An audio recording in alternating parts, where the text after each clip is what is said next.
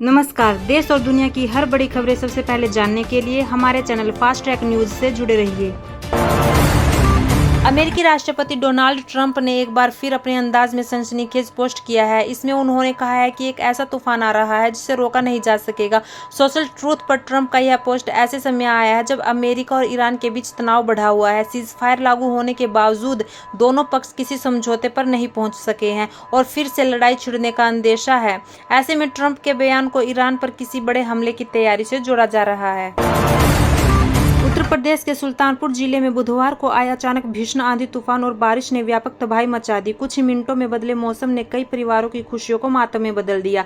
जिले के अलग अलग थाना क्षेत्रों बल्दीराय, हलियापुर, अखंडनगर, बंधु आकला और कुड़वार में हुए हादसों में 2 बच्चे सहित कुल 7 लोगों की दर्दनाक मौत हो गई, जबकि कई लोग गंभीर रूप से घायल हो गए। तेज हवाओं, गिरते पेड़ों और कच्ची दीवारों और बिजली के खंभों ने इस आपदा को और भयावह बना दिया। नेपाल की सरकारी एयरलाइंस कंपनी ने गलत नक्शा प्रकाशित करने पर भारी आलोचना के बाद माफी मांगी है। नेपाल एयरलाइंस ने सोशल मीडिया पर एक प्रमोशनल ग्राफिक में भारत के जम्मू और कश्मीर को पाकिस्तान का हिस्सा दिया था। भारतीयों की तरफ से भारी आलोचना के बाद एयरलाइंस ने इस पोस्ट को डिलीट कर दिया था, लेकिन इसके बावजूद ये मुद्दा शांत नहीं हुआ। अब एयरलाइंस ने औपचारिक रूप से माफी मांगी है। बेंगलुरु की धुआंधार बारिश ने सिर्फ सड़कों को समंदर नहीं बनाया, बल्कि किताबों के एक बसे बसाए संसार को उजाड़ दिया है। चर्च स्ट्रीट की मशहूर दुकान द बुक वर्म में पानी घुसने से हजारों अनमोल किताबें बर्बाद हो गई। अंतर्राष्ट्रीय स्तर पर चल रहे भू राजनीतिक तनाव के बीच गुरुवार को शुरुआती कारोबार के दौरान अमेरिकी डॉलर के मुकाबले रुपया फिर 32 पैसे गिर गया। इसी के साथ रुपया फिसलकर 95.20 के सर्वकालिक निचले स्तर पर पहुंच गया। कारोबारियों का कहना है कि ब्रेंट क्रूड ऑयल की बढ़ती कीमतों और अमेरिकी मुद्रा की निरंतर मजबूती के दबाव में अपना रुपया दिखा। मध्य प्रदेश के सतना जिला अस्पताल से एक दुर्लभ और सुखद खबर सामने आई है। यहाँ पन्ना जिले की रहने वाली 34 साल की कंचन सोनी ने एक साथ 3 बच्चों को जन्म दिया है। सबसे चौंकाने वाली बात यह है कि इतनी जटिल प्रेगनेंसी होने के बावजूद डॉक्टर ने सिजेरियन के बजाय नॉर्मल डिलीवरी कराई, जो कि मेडिकल क्षेत्र में काफी खास माना जा रहा है।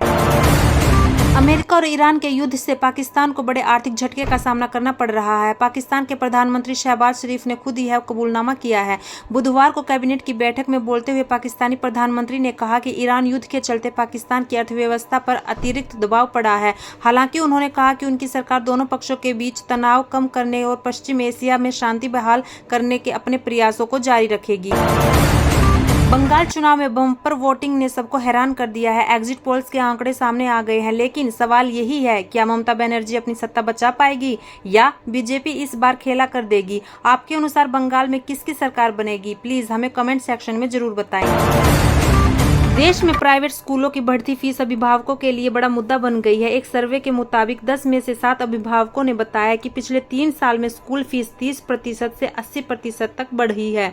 लोकल सर्कल सर्वे में यह भी सामने आया है कि फीस बढ़ोतरी को नियंत्रित करने में सरकारें प्रभावी नहीं रही। करीब 90% अभिभावकों का मानना है कि सरकार फीस नियंत्रण में नाकाम रही है।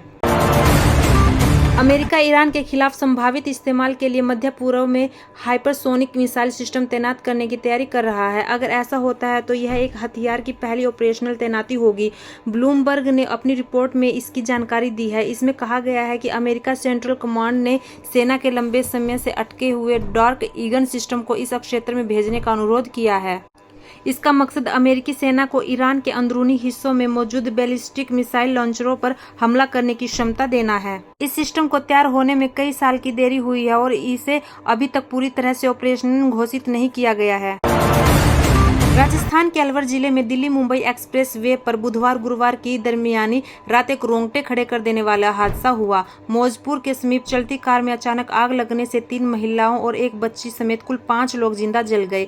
आग इतनी भीषण थी कि कार सवारों को बाहर निकालने तक का मौका नहीं मिला। इस दर्दनाक घटना में कार चालक गंभीर रूप से झुलस गया, जिसे उपचार के लिए जिला अस्पताल रेफर किया गया है।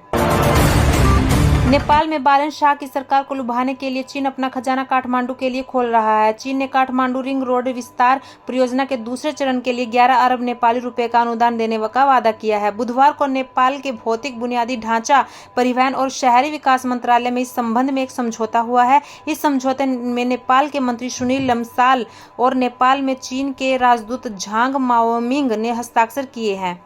समझौते के तहत नेपाल के कलंकी से वसुंधरा तक के रिंग रोड हिस्से का विस्तार किया जाएगा। उत्तर प्रदेश में तेजी से बदलते शहरी विकास के बीच सरकार अब टेक्नोलॉजी आधारित इंफ्रास्ट्रक्चर पर भी बड़ा दांव लगाने की तैयारी में है। इसी कड़ी में लखनऊ में पहली AICT विकसित करने का फैसला राज्य के शहरी परिदृश्य को नई दिशा देने वाला माना जा रहा है। उत्तर प्रदेश आवास विकास परिषद की 275वीं बोर्ड बैठक में वित्तीय वर्ष 2026 से 27 के लिए 4173.66 करोड़ रुपए का बजट मंजूर करते हुए इस महत्वाकांक्षी परियोजना समेत कई अहम प्रस्तावों को स्वीकृति दी गई है। पश्चिम बंगाल में 29 अप्रैल को सेकंड और अंतिम फेज की वोटिंग हुई। इस दौरान कई जगह पर EVM के साथ छेड़खानी करने की खबरें सामने आई। मुख्य चुनाव अधिकारी मनोज कुमार अग्रवाल ने कहा कि मतदान के दौरान किसी भी तरह की गड़बड़ी EVM से छेड़छाड़ के प्रति आयोग जीरो टॉलरेंस पर काम कर रहा है। उन्होंने कहा कि ऐसी जगहों पर फिर से वोटिंग कराई जाएगी। ऐसे 17 पोलिंग बूथ को चिन्हित किया गया है जहां गड़बड़ी हुई है। वोटिंग 2 मई से पहले कराई जाएगी। मध्य प्रदेश के सरकारी लेखागार की धूल फांकती फाइलों से एक ऐसी चिट्ठी निकली है जिसने इतिहासकारों को हैरान कर दिया है। ज्ञान भारत मिशन के तहत चल रहे डिजिटलीकरण के दौरान तात्या टोपे की अपने हाथों से लिखी एक दुर्लभ चिट्ठी मिली है। इस पर उनके असली हस्ताक्षर मौजूद है जो उस दौर की कूटनीति और प्लानिंग की कहानी बयां कर रहे हैं। देश और दुनिया की ऐसी ही लेटेस्ट खबरों को जानने के लिए हमारे चैनल फास्ट ट्रैक न्यूज को लाइक, शेयर और सब्सक्राइब करें और हाँ, बेल आइकन जरूर दबाएं। धन्यवाद।